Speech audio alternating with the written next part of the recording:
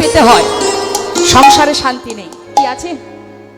আপনি যদি 5 তলা বাড়ি তৈরি করেন সেটা টাকা দিয়ে বানাতে পারবেন, কিন্তু 5 তলা বাড়ি করলেই যে সুখ হবে তা তো নয়।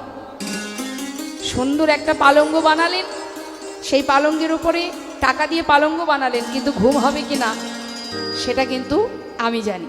হ্যাঁ, নিতাই গৌর হরি বল। তা রাধা গোবিন্দ বৃন্দাবনে দাপর যুগে লীলা করেছেন, আর আমরা কলির জীব।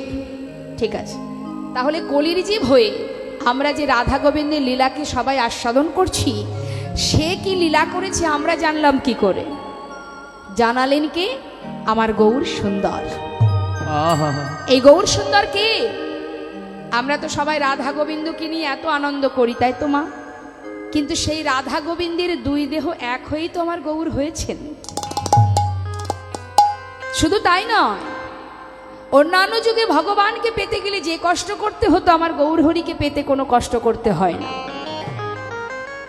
অন্যান্য যুগে নাম ছিল, সাধুদের পরিত্রাণ করেছেন, দুষ্টদের নাশ করেছেন। কিভাবে? অস্ত্রপাত করে, যুদ্ধ করে। দেখুন সত্যযুগে নারায়ণ, তানার হাতে অস্ত্র আছে না মা? বেশ। ত্রেতা যুগে প্রভু রামচন্দ্র রাম অবতারে তিনিও কিন্তু অস্ত্র ধারণ করেছেন। আচ্ছা, দাপর যুগে কৃষ্ণ, তিনিও কুরুক্ষেত্রের মাঠে অস্ত্র ধারণ করেছিলেন। কিন্তু আমার গৌর হরি কলিতে তিনি কি অস্ত্র ধরেছেন? তার হাতে কোনো অস্ত্র নেই। কিন্তু কলির জীবের তো অনেক দোষ, কলির জীবের অনেক দোষ। আমরা কথায় কথায় কলির দোষ দেই। ছেলে মেয়েরা কোনো ভুল করলে, কোনো অন্যায় করলে আমরা কি বলি? কলির ছেলে বলে কথা। কলির যত দোষ করেছে এই কলি। তাহলে কলির যদি এত দোষ হবে, কিন্তু শাস্ত্রে কি বললেন? ধন্য কলি যুগ ধন্য, অবতীর্ণ আমার শ্রী চৈতন্য। হরি বল, হরি বল। তাহলে যার এত দোষ তাকে ধন্য কেন বললেন? দোষ আছে তাই তার আবার গুণও আছে। আচ্ছা, আগে দোষের কথা বলি, শুনুন মন দিয়ে। রামভক্ত তুলসীদাস বললেন, কলিহত জীবের কি অবস্থা হবে জানো? सच कहे तुम्हारे लट्ठा झूठ है जगत भुलाए, गौरस गली गली फिर सुरा बैठल बेचाए, गाभी को दोहे कुत्ता को पाले बाछुरी रह जाए भूखा, संबंध को अच्छा खिलाए लेकिन तेरा बाप रह जाए भूखा, चोर के छाड़े साधु के बंधे पथिक को लगाए फांसी, हाय रे कलियुग तेरी तमाशा दुख लगे और हाय गौर हरि बोल। খুব সুন্দর কথা। যে পদ লিপিবদ্ধ হয়েছে ত্রেতা যুগে, সেটা ঘটছে কলিযুগে। কি বললেন? সচ্চা কাহে তো মারে লাঠা। এই জগতে কেউ যদি সত্য কথা বলে, সৎ পথে চলে, সত্য কথা বললে বিপদ। সত্যের যুগ আর নেই। যত মিথ্যে কথা বলতে পারবে ততই তুমি জয়ী হতে পারবে। কি তাই না মা? চোখের সামনে যদি মস্ত বড় অপরাধ আপনি দেখেন, তথাপি আপনার মুখটা বন্ধ করে থাকতে হবে, কথা বলতে পারবেন না। গ্রামের মধ্যে যদি কোনো ঘৃণিত ব্যক্তি থাকে, তার প্রচুর অপরাধ, সে একজন পাপিষ্ঠ দুরাচার, কিন্তু আপনি তার কাছে আপনাকে মাথা নত করে চলতে হবে। যাকে ঘৃণা করা উচিত, কলির জীব তার কাছে মাথা নত করে চলে। আর যারা সম্মানীয় ব্যক্তি, তারা সম্মান পান না। হ্যাঁ, গুরুজনকে দেখলে আমরা ব্যঙ্গ করি, জয় নিতাই, হরে কৃষ্ণ, ঠাট্টা করি, তিরস্কার করি। মাতা পিতাকে ভক্তি শ্রদ্ধা কিছুই আমাদের আর নেই। হ্যাঁ, এই তো কলিহত জীবের অবস্থা। তুমি ভগবানের সেবা দিচ্ছ, কিন্তু অনেক জায়গায় দেখেছি এক মায়ের 4টে পুত্র সন্তান, সেই মায়ের 4 পুত্র, সেই মাকে, তার মায়ের ভরণ পোষণের দায়িত্ব কেউ নিতে পারেনি। সেই মা নিজে কর্ম করে নিজের জীবনটা নিজেই কাটাতেন। যখন মা চলে গেলেন, 4 বাড়িতে মায়ের জন্য শ্রাদ্ধ চলছে, আলাদা আলাদা ভাবে শ্রাদ্ধ হচ্ছে মায়ের। এই তো কলিহত জীবের অবস্থা। মাতা পিতার প্রতি ভক্তি নেই, শ্রদ্ধা নেই, ভালোবাসা নেই। গুরুজনকে শ্রদ্ধা ভক্তি করে না, আরো কি করে? তাকে ঘৃণা চোখে দেখে, ব্যঙ্গ করে, ঠাট্টা করে, তিরস্কার করে। ঝুট হয় জগৎ ভুলায়, ঝুট মানে মিথ্যা।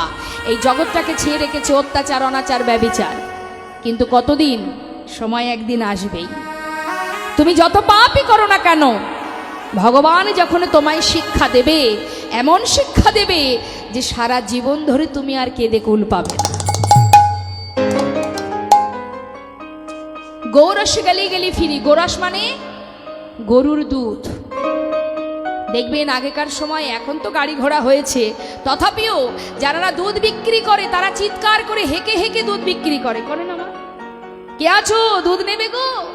দাঁড়ে দাঁড়ে যায়, অলিতে গলিতে যায়, তারা হেঁকে হেঁকে দুধ বিক্রি করে। কিন্তু সেই দুধ সবাই খায় না। আর কোনো ব্যক্তি যদি বসে বসে মদ বিক্রি করে, সেখানে দলে দলে ভিড় পড়ে যায় কলিহত জীবের।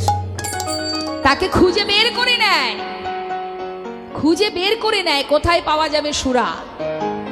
আর দুধ যিনি বিক্রি করেন তিনি দাঁড়ে দাঁড়ে চিৎকার করে বেড়ান। এই তো কলিহত জীবের অবস্থা। ফুচকা খেয়েছেন বাবা? খেয়েছেন মা? ফুচকা খেয়েছো তাই না না? হ্যাঁ, কেমন লাগে খেতে? ভালো লাগে তাই না? প্রত্যেকটা জিনিসের দুটি গুণ আছে, তুষ্টি আর পুষ্টি। ফুচকা খেলে সন্তুষ্ট হওয়া যায়, কিন্তু এর মধ্যে কি কোনো পুষ্টি আছে? কিন্তু সেই দিকে আমাদের দেখবেন ফুচকার দোকানে কেমন ভিড় হয়। হ্যাঁ, কিন্তু যদি কোনো ব্যক্তি আপনার বাড়িতে এলো, আপনি এক মুষ্টি চিড়ে দিলেন, খাবে সে? আরো মনে মনে বলবে, আহা হা, গেলাম তার বাড়িতে, আমাকে এক বাটি শুকনো চিড়ে দিয়ে আপ্যায়ন করল, তাই না? কিন্তু সেই চিড়েটা খেলে উপকার আছে। চিড়েটার সঙ্গে যদি একটু দুধ, কলা থাকে, একটু মিষ্টি থাকে, দই থাকে, তাহলে সেটা খেলে উপকার। সেটা কিন্তু আমরা কেউ খাই না। কিন্তু ফুচকার দোকানে প্রচুর ভিড়, তাই তো? যারা দুধ বিক্রি করে তাদের যেমন উপকার হয়, যারা দুধ কিনে খায় তাদের উপকার হয়। আর যারা মদ বিক্রি করে তাদের উপকার হয়, কিন্তু যারা কিনে খায়, হরিবল হরিবল। এটাই কলিহত জীবের দশা। আরো বললেন যে गाभी को दोहे कुत्ता को पाले बाछुरी रह जाए भूखा, संबंध को अच्छा खिलाए लेकिन तेरा बाप रह जाए भूखा। বাড়িতে কোনো আত্মীয় স্বজন এলে আমরা কি করে, কি খাওয়াবো, কি সেবা দেব, তাই নিয়ে সারাদিন চিন্তায় থাকি। কিন্তু যদি